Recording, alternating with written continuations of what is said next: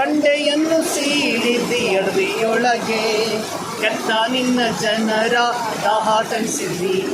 ತಗ್ಗೋದಿಲ್ಲಯಳು ಬೆಟ್ಟ ಗುಡ್ಡಗಳು ತಗ್ಗೋದಿಲ್ಲಯಳು ಬೆಟ್ಟ ಗುಡ್ಡಗಳು ಸಮೃದ್ಧಿಯ ದೇಶವನ್ನು ಅನುಗ್ರಹಿಸಿದ್ದಿ.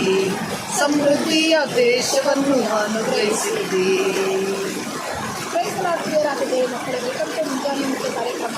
ಪ್ರಿಯರಾದ ದೇವ ಮಕ್ಕಳೇ, ಇಂದು ಕೂಡ ನಾವು ನೋಡುವುದಾದರೆ ಚಿಕ್ಕಮಗಳೂರು ಜಿಲ್ಲೆಯ ತರೀಕೆರೆ ತಾಲೂಕಿನ ಕಲ್ಹಟ್ಟಿಪುರದ ಸಮೀಪ ಇರುವ ಕೆಮ್ಮಣ್ಣುಗುಂಡಿಯ ಹತ್ತಿರ ಇರುವ ಕೆಪ್ಪೆ ಜಲಪಾತ ಎಂಬ ಒಂದು ಜಲಪಾತಕ್ಕೆ ಬಂದು ಕೆಲವು ಅಮೂಲ್ಯ ಕ್ಷಣವನ್ನು ಪಡೆಯುವಂತೆ ದೇವರು ಹೊಸ ಕೃಪೆಯನ್ನು ಕೊಟ್ಟಿದ್ದಾರೆ.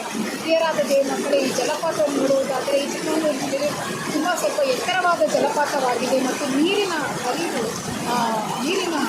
ಹರಿವು ತುಂಬ ರಭಸವಾಗಿದೆ.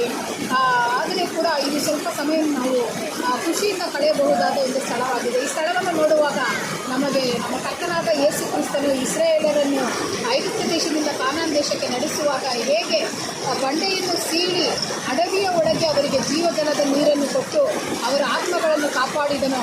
ಮಾತ್ರವಲ್ಲದೆ ತಗ್ಗು ದಿಣ್ಣೆಗಳು ಬೆಟ್ಟ ಗುಡ್ಡಗಳು ಸಮೃದ್ಧಿಯ ದೇಶವನ್ನು ಕೊನೆಯದಾಗಿ ದಯಪಾಲಿಸುವಂತೆ ಮಾಡಿದನು.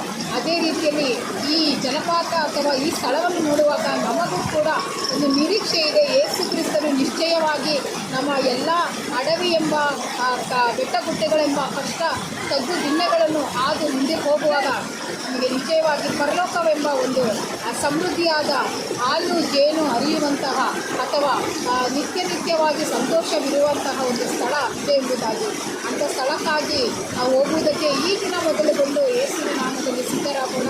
ಅದರ ಮೂಲಕ ಆತನ ರಾಜ್ಯವನ್ನು ಕಟ್ಟೋಣ. ಯಾಕೆಂದರೆ ಆತನ ವಾಕ್ಯ ಹೇಳುತ್ತದೆ, ಆತನು ಇಸ್ರಾಯೇಲರಿಗೆ ಮಾಡಿದ ವಾಗ್ದಾನಗಳಲ್ಲಿ ಒಂದೂ ತಪ್ಪಿ ಹೋಗಲಿಲ್ಲ ಎಂಬುದಾಗಿ.